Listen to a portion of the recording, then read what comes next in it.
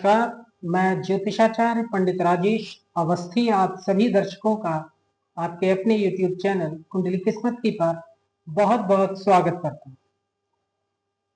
16 जुलाई 2025 को ग्रह राज सूर्य अपना राशि परिवर्तन करने वाले हैं।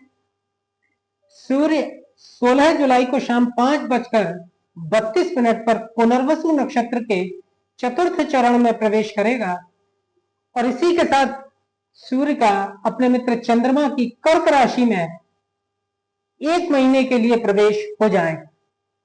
सूर्य एक राशि में 1 मास तक गोचर करता है।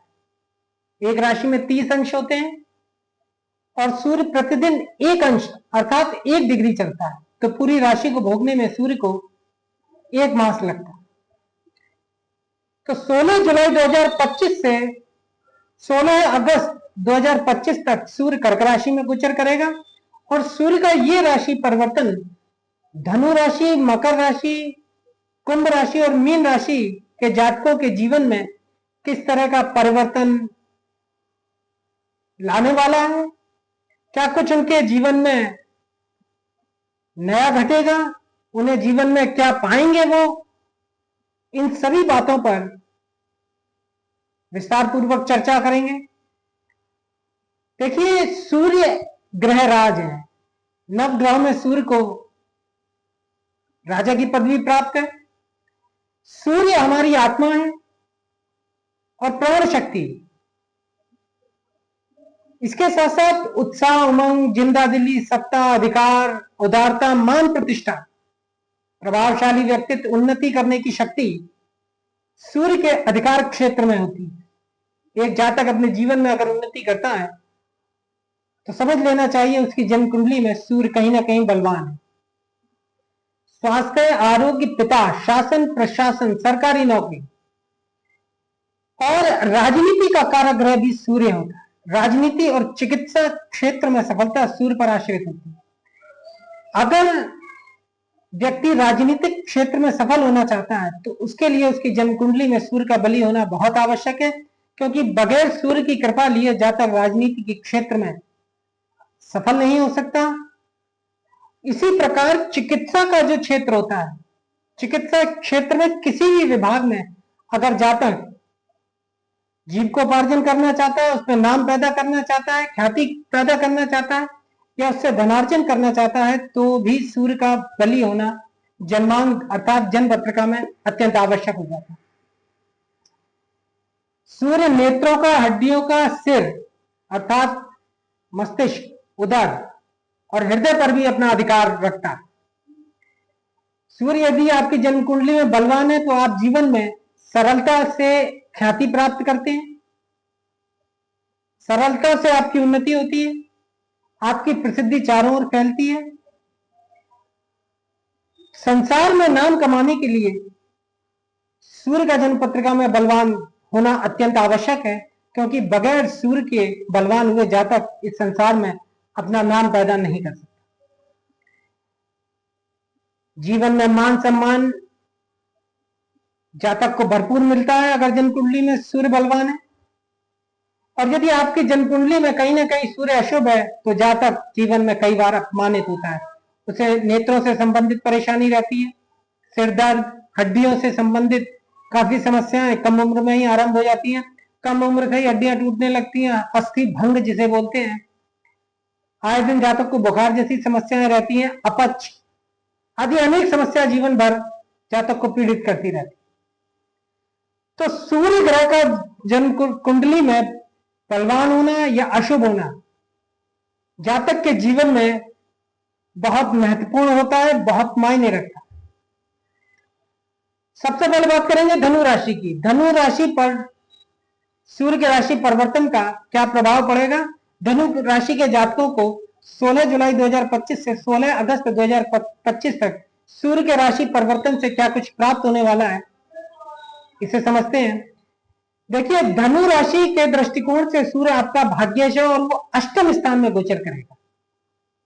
नवम त्रिकोण स्थान का अधिपति होकर सूर्य अष्टम स्थान में गोचर करेगा तो कहीं ना कहीं सूर्य थोड़ा सा अशुभता लिए होगा।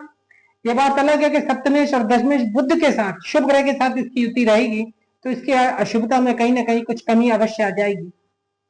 भाग्येश त्रिकोणेश सूर्य 8वें स्थान में मित्र चंद्रमा की कर्क राशि पर गोचर करेगा तो भाग्य में बड़ी परेशानियां जातक को उठानी पड़ सकती है। भाग्य पक्ष काफी कमजोर रहेगा। भाग्य जातक का आखिरी मौके पर धोखा दे सकता है। भाग्योदय हेतु काफी जातक को संघर्ष करना पड़ सकता है। आयु की वृद्धि रहेगी। यात्रा में कुछ बाधा रह सकती है। हृदय से संबंधित रोग परेशान कर सकते हैं। कारोबार, व्यापार, नौकरी या आजीविका में दूसरे तीसरे तरीकों से जातक अच्छा धन कमाएंगे, अर्थात अपने कारोबार, नौकरी या व्यापार में कहीं ना कहीं अनैतिक तरीके से या गलत मार्ग से जातक अच्छा धन कमाएंगे। परंतु धन संग्रह में कुछ कमी रहेगी।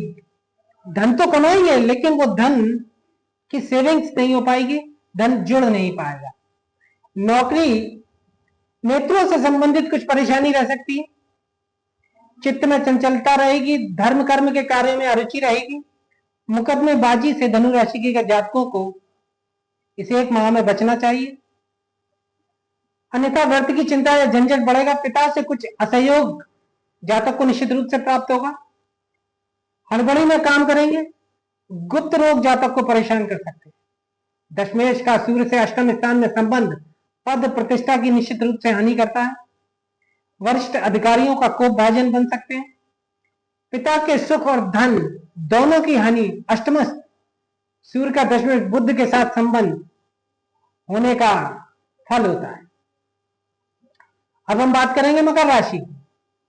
देखिए, मकर राशि के दृष्टिकोण से सूर्य आपका अष्टमेश होकर सप्तम केंद्र स्थान में गोचर करेगा। भाग्य षष्ठेश बुध के साथ सूर्य की युति रहेगी 1 महीने तक। अष्टमेश सूर्य का सप्तम केंद्र स्थान में भाग्येश बुध के साथ गोचर होने से जातक के प्रयास निष्फल नहीं जाएंगे। चिकित्सा से संबंधित व्यवसाय प्रारंभ करने की संभावना रहेगी इस दौरान। किसी भी तरह का कारोबार, व्यवसाय या नौकरी भी चिकित्सा से जुड़ी हुई हो सकती है या जातक चिकित्सा से संबंधित कोई भी काम प्रारंभ कर सकता है। जीवन साथी के साथ कुछ खटपट रह सकती है। विदेश यात्रा या बाहर जाने का योग प्रबल रूप से बना हुआ है। गया हुआ धन भाग्य बल से प्राप्त हो सकता है।